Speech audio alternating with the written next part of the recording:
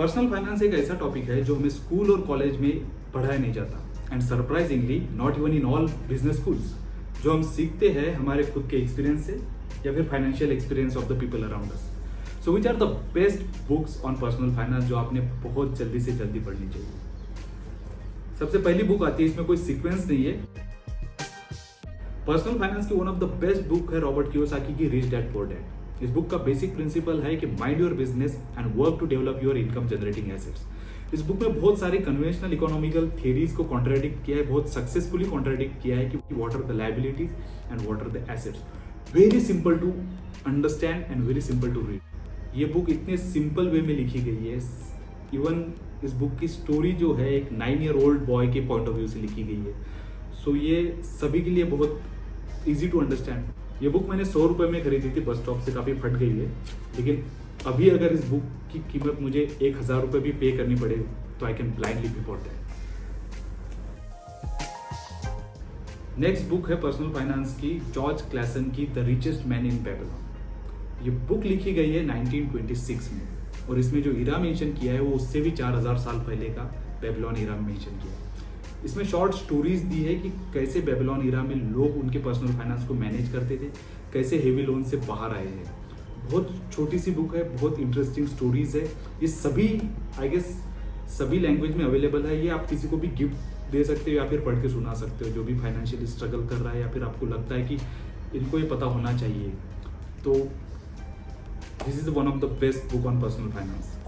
इस बुक का रेफरेंस मुझे actually the rich dad poor dad में मिलता है। इसका बेसिक प्रिंसिपल है कि pay yourself first. Next book आती है पर्सनल फाइनेंस की थॉमस स्टैनली की द मिलियनियर नेक्स्ट डोर। ये बुक यूएस के मिलियनियर्स का स्टडी करके उनका प्रॉपर सर्वे लेके ये बुक लिखी गई है।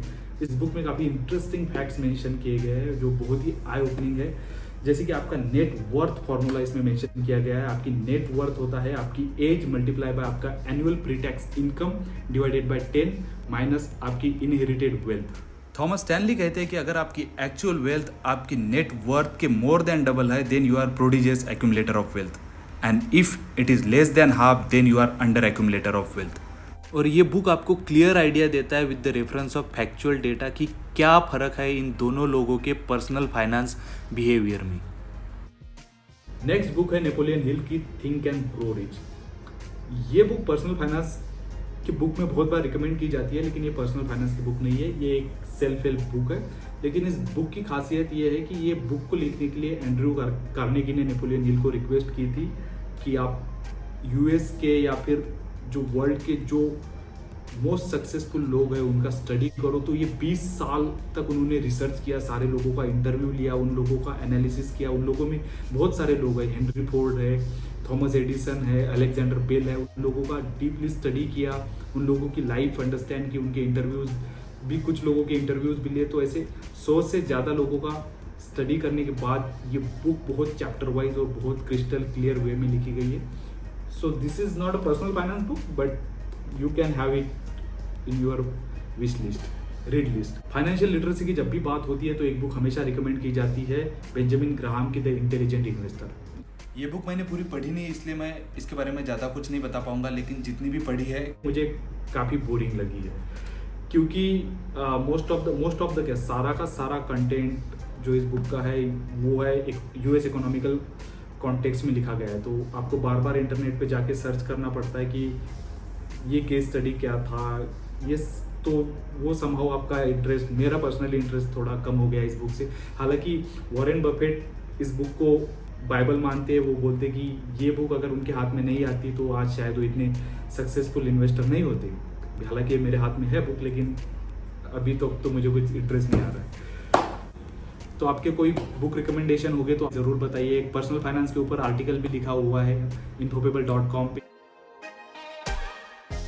बिजनेस और फाइनेंस रिलेटेड आर्टिकल्स मराठी में पढ़ने के लिए आप maithilek.com पे भी विजिट कर सकते हो। पर्सनल फाइनेंस एक one of the important parameter है सभी के लिए, इसे हम इग्नोर नहीं कर सकते। तो मेरे बहुत सारे दोस्त हैं who are experts in various aspects of personal finance, so that would help all of us to know more about personal finance. क्योंकि इन्वेस्टमेंट और ये सब चीज़ें आपके ऑक्यूपेशन से नहीं, आप जितना जल्दी स्टार्ट करो उतना ज़रूरी है। तो ऑक्यूपेशन चाहे कोई भी हो, इन्वेस्टमेंट ज़रूरी है, चाहे आप छोटे अमाउंट से क्यों ना स्टार्ट करें।